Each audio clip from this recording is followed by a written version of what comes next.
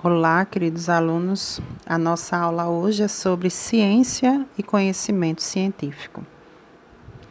Então, o que seria a ciência, né? A ciência não é o único caminho de acesso ao conhecimento e à verdade. Vimos na aula anterior que existem diversos tipos de conhecimento. Então, a ciência em si não é o único caminho.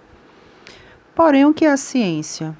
Vários autores apresentam o que entende por ciência através de conceitos que são permanentemente ampliados, uma vez que suas ideias não são definitivas. Ou seja, a ciência ela é definida à medida do tempo.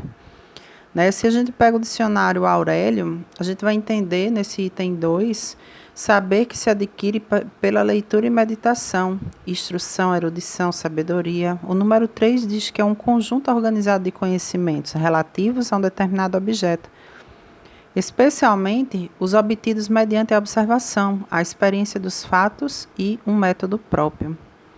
Número 4 diz a soma de conhecimentos práticos que servem a um determinado fim. Já para Trujillo, ciência é uma sistematização de conhecimentos, um conjunto de proposições logicamente correlacionadas sobre o comportamento de certos fenômenos que se deseja estudar, ou seja, sistematiza vários conhecimentos em relação a um fenômeno. Ele continua dizendo, um conjunto de atitudes e atividades racionais dirigidas ao sistemático conhecimento como objetivo limitado, capaz de ser submetido à verificação. Ou seja, a ciência ela é verificável. Já para Rubem Alves, a ciência é uma especialização, um refinamento de potenciais comuns a todos. Quem usa um telescópio ou um microscópio vê coisas que não poderiam ser vistas a olho nu. Mas eles nada mais são que extensões do olho. São melhoramentos na capacidade de ver, comum a quase todas as pessoas. Ou seja, a ciência é necessário o homem e essas ferramentas ajudam o homem a se aproximar da ciência. Conforme Neil Humphrey Maia, ciência é um conjunto de descrições, interpretações, teorias, leis, modelos, etc. O que é que visa? Visa justamente ter o conhecimento da realidade, tentar ampliar, tentar renovar. E aí ela é baseada em quê? Em uma metodologia especial. Já para Anderegg, em 1978, ele define ciência como um conjunto de conhecimentos racionais, certos ou prováveis, obtidos de forma o quê? Metodológica ou metodicamente, sempre sistematizados e verificáveis, que fazem referência a objeto de uma mesma natureza. Observe que esses conceitos eles trazem metodologia, eles trazem sistematizado, eles trazem verificável e trazem a ciência como algo não fechado, algo não finalizado. E que busca sempre o quê? A verdade. Aí vamos ver na fala de Galiano. O conhecimento vulgar, que é o senso comum, não é mais ciência, também denominado empírico, é o que todas as pessoas adquirem na vida cotidiana, ao acaso, baseado apenas na experiência vivida ou transmitida por alguém. Em geral, resulta de repetidas experiências casuais de erro e acerto, sem observação metódica ou verificação sistemática. É por isso que carece de caráter científico. Pode também resultar de simples transmissão de geração para geração, ou fazer parte das tradições de uma coletividade. Ou seja, uma experiência, de tanto eu tentar abrir uma porta desse jeito, eu dei um jeitinho e consigo abrir. Ou seja, não houve método, né? Você simplesmente tentando, aí teve um jeitinho. Não foi raciocinado, não foi pensado, não foi sistematizado, né? Ao contrário, o conhecimento científico é uma aquisição intencional, bem diferente do senso comum ou do conhecimento popular. Consiste consciente e sistemática. É um processo que chegou ao máximo de seu desenvolvimento, com a aplicação do método científico. De acordo com Galiano, o conhecimento científico resulta de investigação metódica e sistemática da realidade, Ele transcende os fatos e os fenômenos em si mesmo, analisa-os para descobrir suas causas e concluir as leis gerais que os regem. Ao contrário, o conhecimento científico é uma aquisição intencional. Ela é consciente e sistemática. É um processo que chegou ao máximo de seu desenvolvimento com a aplicação do método científico. Eu costumo dizer aos meus alunos que, por ele ter uma intenção de pesquisa, porque tudo passa pela intenção, o aluno tem que ter consciência do tamanho do problema que ele está investigando e tem que ter uma sistemática, ou seja, o início, o meio e fim daquele que ele deseja. Para isso, ele tem que pensar no método.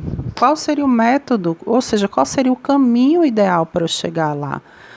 Aí Galeano ainda diz que o conhecimento científico resulta de investigação metódica e sistemática da realidade. Ele transcende, né? Ele está sempre tentando transcender os fatos.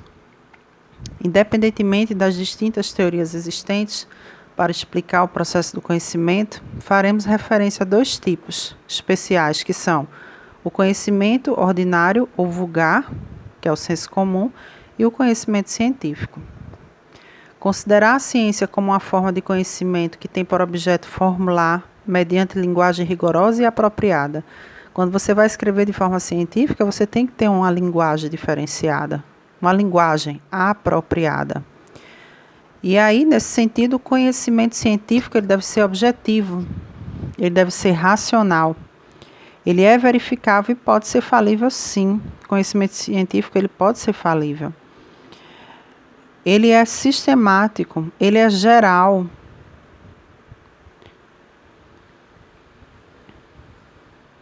Diferentemente do popular. Modo corrente e espontâneo de conhecer, que se adquire no trato direto com os seres humanos, a natureza e as circunstâncias da vida cotidiana. Ele é superficial, sensitivo, subjetivo, sistemático, acrítico. O filosófico, ele vai exigir o quê? Raciocínio, reflexão, lógica. O religioso, ele é teológico, ele é místico, ele é indiscutível, ele é revelado. E aí chega o conhecimento científico, que considera-se como real porque lida com as ocorrências, os fatos, os fenômenos concretos e observáveis. Precisa de uma teoria para tornar-se legítimo, de hipóteses para serem testadas e de um método para conduzir a investigação. Aí tem as características. Segundo Gil, há conhecimentos que não pertencem à ciência, tais como o conhecimento vulgar ou popular, o religioso e, em certa acepção, o filosófico, porque também o filosófico ele pode ser utilizado como auxiliando o científico. A partir destas características, torna-se possível, em boa parte dos casos, distinguir entre o que é ciência e o que não é ciência. Marconi Lakatos ele acrescenta: não existe um consenso na apresentação da classificação das ciências. O que é ciência para alguns autores ainda permanece como ramo de estudo para outros, e vice-versa.